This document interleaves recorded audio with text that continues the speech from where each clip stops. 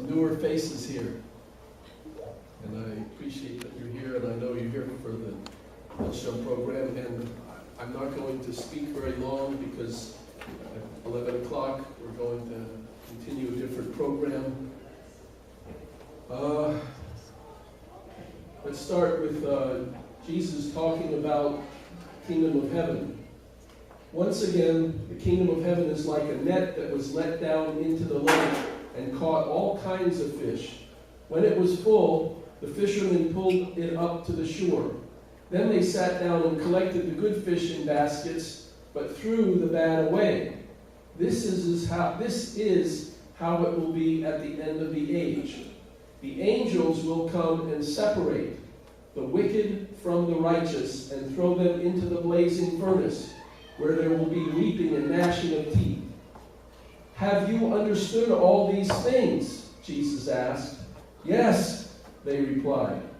He said to them, therefore, every teacher of the law who has become a disciple in the kingdom of heaven is like the owner of a house who brings out of his storeroom new treasures as well as old.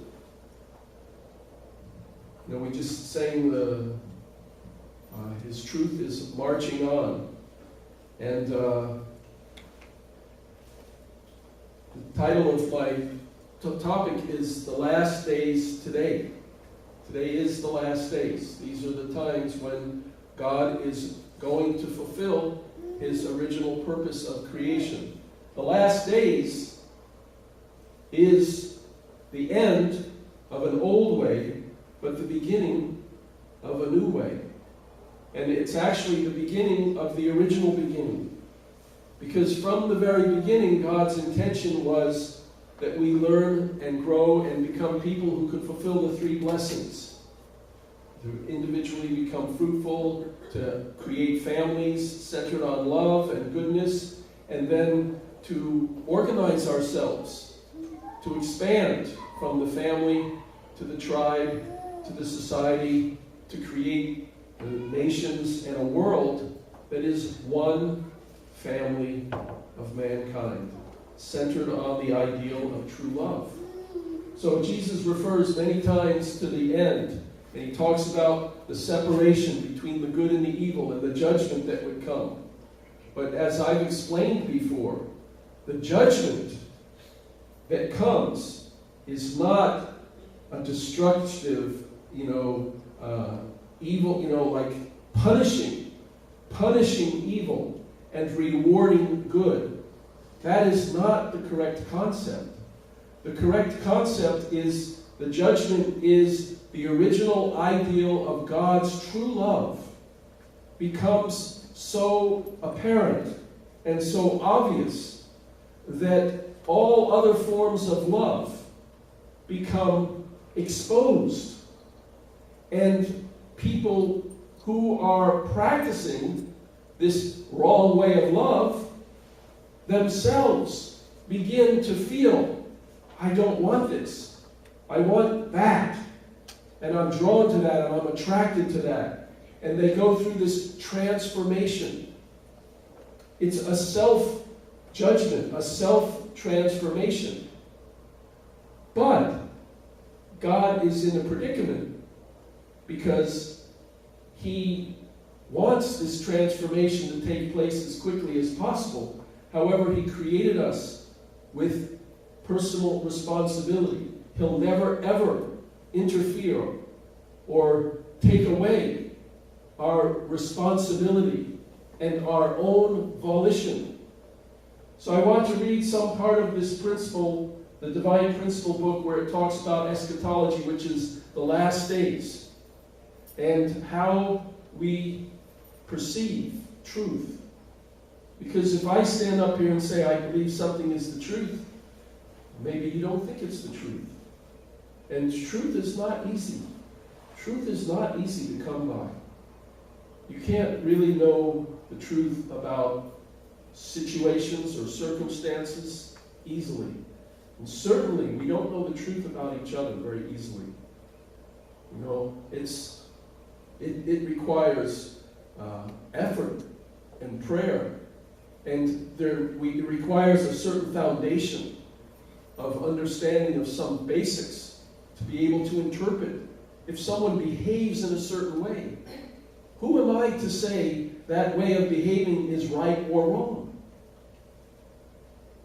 It can depend on many circumstances and situations. And it's easy for us to assume and to judge, but to really actually understand and to know right and wrong has been the great challenge of mankind. So let's look at the Divine Principle book, this section that says the last days, the new truth, and our attitude. Fallen people have been overcoming their internal ignorance by enlightening their spirituality and intellect with spirit and truth through religion. Truth may be divided into two types: internal truth, as taught by religion, which helps people overcome internal ignorance, and external truth as obtained through science, which helps people overcome external ignorance.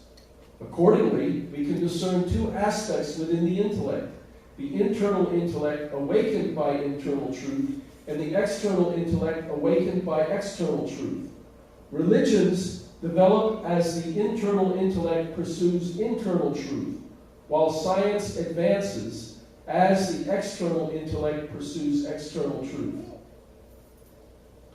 One of the things that stimulated me to talk about this topic is I had a very good and long conversation with Brother Dan Hutcherson. He called me a couple of days ago, and he and I talked for about 45 minutes. And he was very enthusiastic and excited, and was sharing with me about things that he's experiencing. And he was sharing with me, I don't want to go into a lot of detail, but basically he said at one point, he said, Uncle John, I really have become close to God. I really feel I know and understand God more now. But amazingly enough, I'm understanding God more through politics.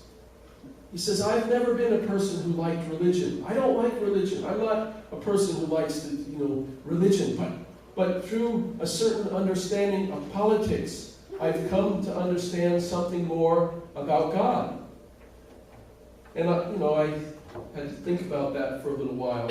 And then I understand, if we understand the nature of reality and how we perceive reality, then we have to understand what is politics, what is science, what is religion, what is sociology, what is education, what is psychology. They're all things created by mankind to explore and try to organize information.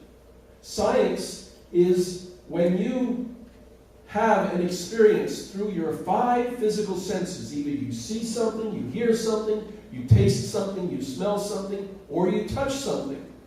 Something tangible. Your external, your material, physical mind digests that and organizes that experience and that information.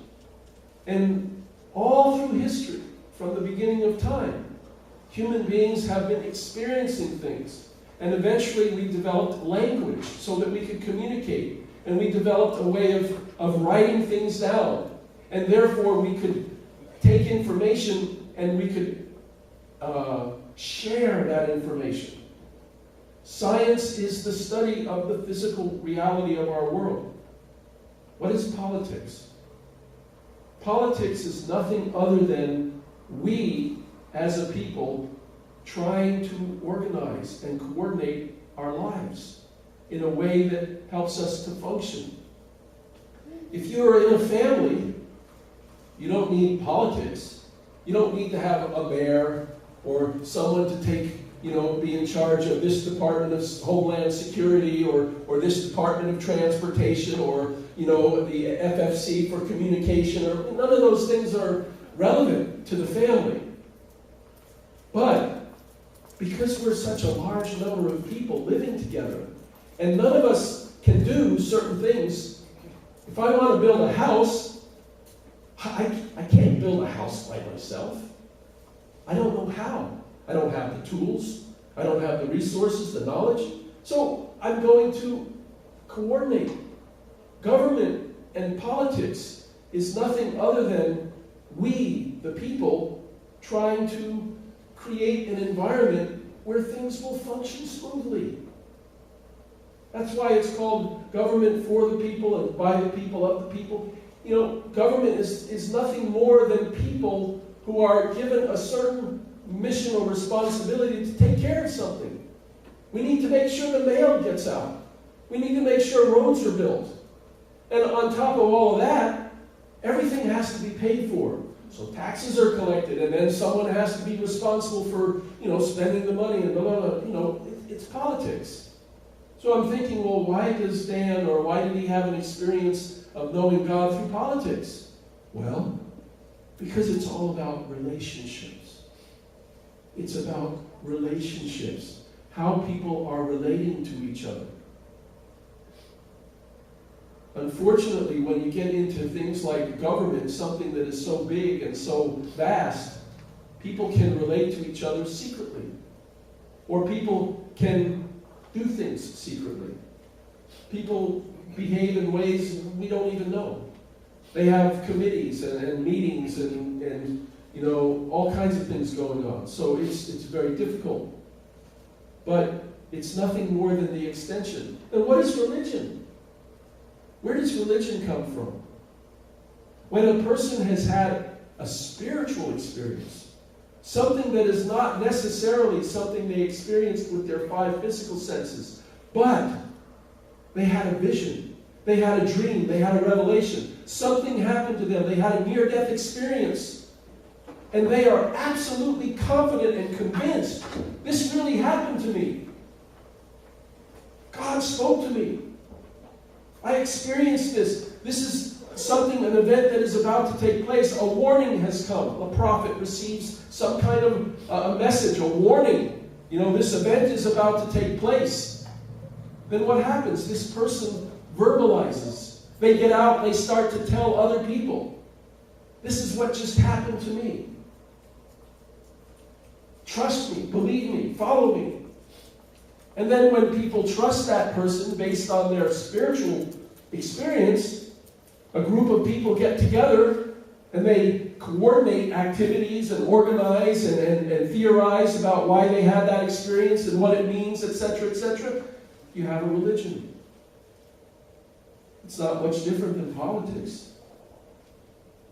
But the information that is pushing that religion is something that came to an individual internally. Spirit, in this context, denotes the inspiration of heaven. Cognition of a spiritual reality begins when it is perceived through the 5 senses of the spirit self. These perceptions resonate through the 5 physical senses and are felt physiologically. People have a near-death experience.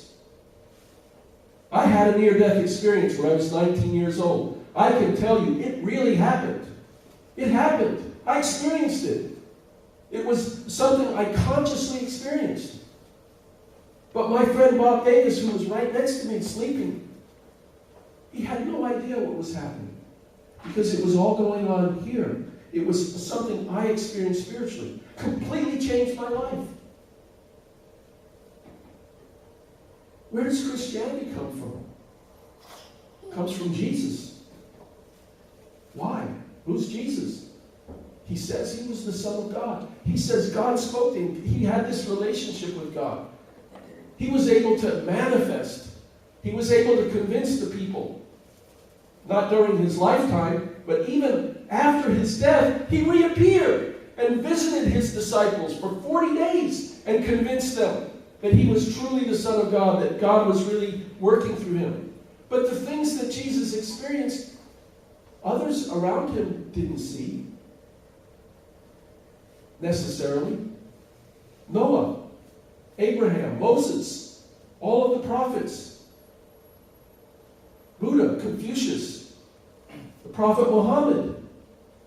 They received these incredible experiences. They were guided. For the most part, they were guided by God for a purpose, for a mission.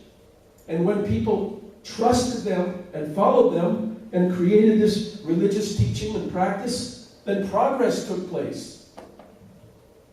So we cognize, we learn, we experience things, not just externally. We're not just material beings, but there's something internal going on also. Some people are very sensitive to it. I'm not. I don't think. Maybe because my lifestyle and situations I've struggled with in my life have damaged my spiritual antenna. Maybe. I don't know. It's hard to say. Some people are very sensitive spiritually, some aren't. Call people spiritually open, whatever. It doesn't matter whether you are or you aren't. Once the truth is available, once knowledge of God and goodness and the direction we should go is available, then anybody is free to take that knowledge, that truth, and apply it and follow it and make it work. Human beings become complete only when their spirit self and physical self are unified. Hence, the experience of divine inspiration gained through spiritual cognition and the knowledge of truth obtained through physical cognition should become fully harmonized and awaken the spirituality and intellect together. It is only when the spiritual and physical dimensions of cognition resonate together that we can thoroughly comprehend God and the universe. Someone doesn't like religion and they're only into science, God bless them. They're going to meet God someday through that. If someone is a real politician who has this ambition to, serve the nation or serve the world, become a whatever for the UN, God bless them. God needs those kinds of people. But unfortunately, because of the fall, because of fallen nature, because of extreme selfish individualism, every endeavor of human beings, whether it's religious or political or social or science, is prone to be influenced or poisoned by that selfish nature. Rooting that out is very difficult and very challenging, and that's where religion comes in. Science was not able to understand the depth or the details of the fall of man. Science cannot directly study the spiritual nature because the materials or the instruments of science cannot touch the spiritual directly. Only human beings can make that connection between the spiritual and the physical. And when it happens, it comes and it goes.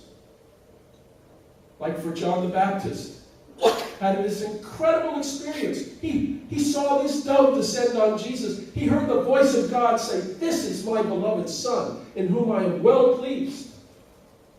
And 2 years later, he was in jail, sending his disciples, asking Jesus, "Are you really the Messiah, or should we wait for another?" John, God directly revealed it to you. But he doubted. For all kinds of reasons. God thus assists ignorant fallen people to elevate their spirituality and lighten their intellect through spirit and truth. By these means, God conducts his providence to restore people to the original state before the fall. In the course of history, people's spiritual and intellectual levels have gradually been elevated due to the merit of the age in the providence of restoration. Hence, the quality of spiritual experience and the depth of religious and scientific knowledge have risen accordingly. We are at a pinnacle. We are this close. Or, closer. And yet, when you look around at this world, it looks like it's going topsy-turvy. And let me tell you, you haven't seen anything yet. Wait till this presidential election starts. We're going to experience things here in America, the likes of which you've never seen before. It's never, ever going to have been so confusing and chaotic as it's going to become. I have this sense. And I have this sense because it's becoming confusing and chaotic in me. You know? People are asking me to comment on the grace ceremony. I sent out, did anybody receive the information that I sent out? And I have to tell you, if you look at it on your phone, you don't see the attachments.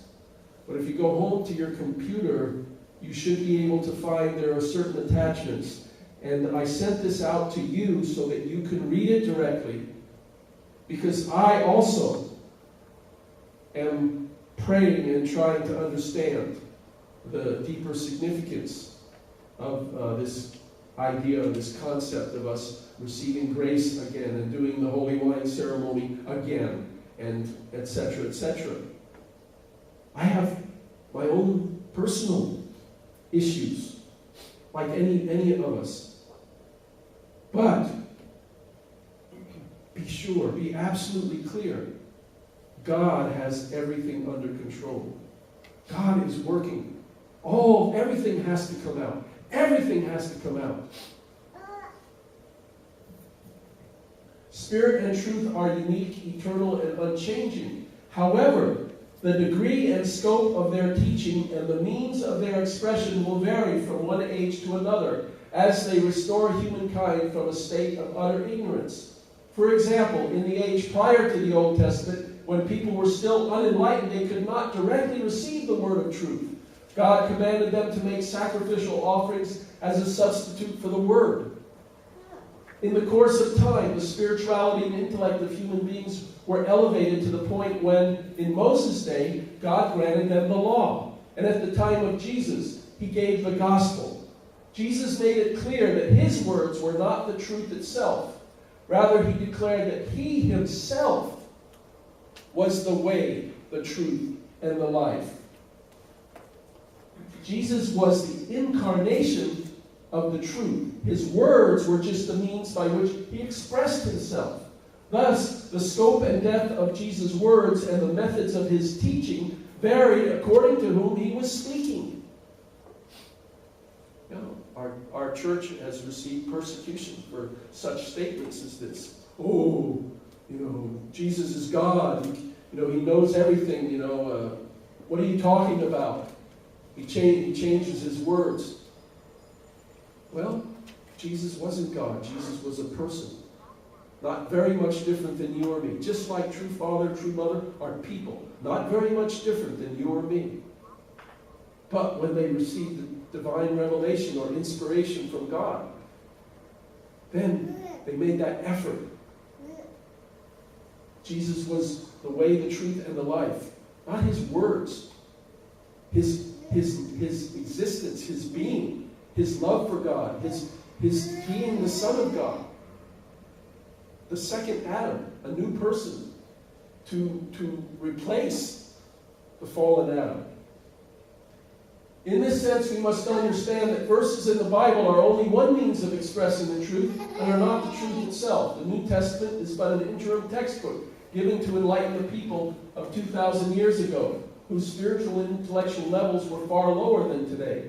The modern scientific mind's thirst for the truth cannot be satisfied by expressions of truth which are limited in scope and couched in symbols and parables aimed specifically at instructing the people of an earlier age. It's not enough anymore. The stories, the symbols. For modern intellectual people to be enlightened in the truth, there must appear another textbook of higher and richer content with a more scientific method of expression. We call this the new truth. This truth, as discussed previously, must be able to reconcile science and religion as one united undertaking in order to overcome the internal and external aspects of people's ignorance. It's not really a new truth. There's nothing new about it at all. It's as old as God himself. It's nothing other than the original purpose for which God created human beings. But for us it's new because we've never heard it before. Because we don't know it. Because we haven't understood it. And so someone has to come and be the first one to learn it and discover it and realize it and share it and explain it and teach it. It's as simple as that, really. Let us examine some other reasons a new expression of truth must appear. The Bible, as was noted, is not the truth itself, but rather is a textbook teaching the truth. It renders important parts of the truth in symbols and parables. Since these are open to various interpretations, there have arisen numerous disagreements among believers, causing them to divide into many denominations. The primary cause of denominational division lies in the character of the Bible, not in the people. People are trying. People try to do the best they can. The Scripture itself is confusing. Jesus said one thing in one way at a certain moment, at a certain time. And then 3 years later, he was speaking in a different way, talking about his death, talking about, get thee behind me, Satan, if you're trying to keep me from dying. If we don't understand the original principle of creation, if we don't understand the fall of man, if we don't understand the specifics of the history of restoration through indemnity, we can't understand Jesus. We can't understand the Bible. We can't understand ourselves or our relationship with God. We can't understand who's right and who's wrong. The strife between denominations will only grow more intractable unless a new truth emerges which can elucidate the symbols and parables obscuring the essential truths of the Bible. Without this new truth, God's providence, which comes through the unification of Christianity, can never reach its goal. This is why Jesus promised that in the last days he will give us the new word of truth. I have said this to you in figures. The hour is coming when I shall no longer speak to you in figures, but tell you plainly of the Father. Due to the disbelief of the people of his time, Jesus died on the cross without being able to teach all that was in his heart. Incredible. What an incredible person Jesus Christ was. 33 years old. You can't even be the President of the United States if you're that young. Only 3 years, he publicly went out and tried to show people and teach people about the will of God. But they wouldn't have it. They wouldn't listen. We have Moses. Moses is our God. Who are you? You're just some guy. And the result is 2,000 years. Who among us can comprehend the sacrifice and the suffering of 2,000 years of human history? Look at your own life, your own family situation, how difficult sometimes it is. Expand that through millions of families for 2,000 years. How tragic, how sad. And then finally, God sends the Messiah again. Fortunately, this time, the Messiah isn't killed, doesn't die a miserable death before being able to achieve everything. Nevertheless, the words that Jesus left unspoken will not remain forever a secret, but one day will be divulged through the Holy Spirit as a new expression of truth. As Jesus said, when the Spirit of truth comes, he will guide you into all truth, for he will not speak on his own authority, but whatever he hears he will speak, and he will declare to you the things that are to come. Moreover, it is written, I saw in the right hand of him who was seated on the throne a scroll written within and on the back, sealed with 7 seals. The words that Jesus wanted to give us are written down and sealed in this very scroll. When John wept because he could not find anyone worthy to open the scroll and read it in heaven, on earth, or under the earth, one of the elders said, Weep not. Lo, the Lion of the tribe of Judah, the Root of David, has conquered, so that he can open the scroll and its 7 seals. This is all in the book of Revelations. The Lion of the tribe of Judah, the root of David, signifies Christ. The day must come when Christ will open the 7 seals of the scroll, whose contents have long remained secret to humankind, and reveal to the faithful the words of the new truth. So here we are. This is why it is written, you must again prophesy about many peoples and nations and tongues and kings. It is also prophesied in the last days, I will pour out my spirit upon all flesh, and your sons and your daughters shall prophesy, and your young men shall see visions, and your old men shall dream dreams. For all these reasons, we can expect the appearance of a new expression of truth in the last days. You know, the truth is very simple, actually. You know, God is not requiring or demanding of us to live the same life that Reverend Moon or Mrs. Moon lived. Or even the life that we ourselves lived already for 40 years. That time has passed. It's over. It's finished. It's done. It's completed. The time has come for us to take this simple truth, the principle of creation, the original ideal for which God created us, and then practice it in our daily life. Forgive, love, unite, and be careful. Be careful, of false doctrines, or of the scribes and the Pharisees that go among us, whose, the bread, I forget the way Jesus explained it. But some of us are stuck between a rock and a hard place.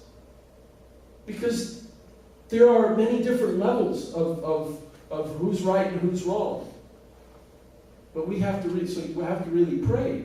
But my final advice is, don't worry. In a way, maybe we have to be careful not to take things too seriously, in a way. Sometimes you get so wrapped up in the theology or the seriousness of the situation that we forget, the original purpose of our life. It's joy and happiness.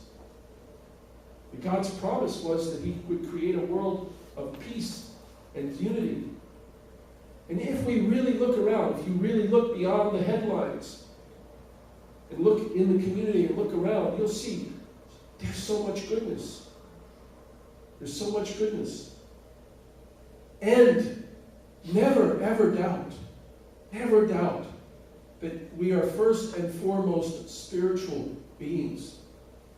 We are not just material beings. We are not, when we die, when our earthly life has consummated and finished and completed, that is not the end of the story. The story doesn't end. It's not like Hollywood. It's not like, the crime stories where, at the very end of the movie, some of the good people win and the evil people lose, or sometimes your heart is broken because the hero dies at the very end or whatever, and that's the end of the story. In reality, there are other chapters that are continuing, that are being played out in a different dimension. And that's what our true parents have always taught us to be concerned about.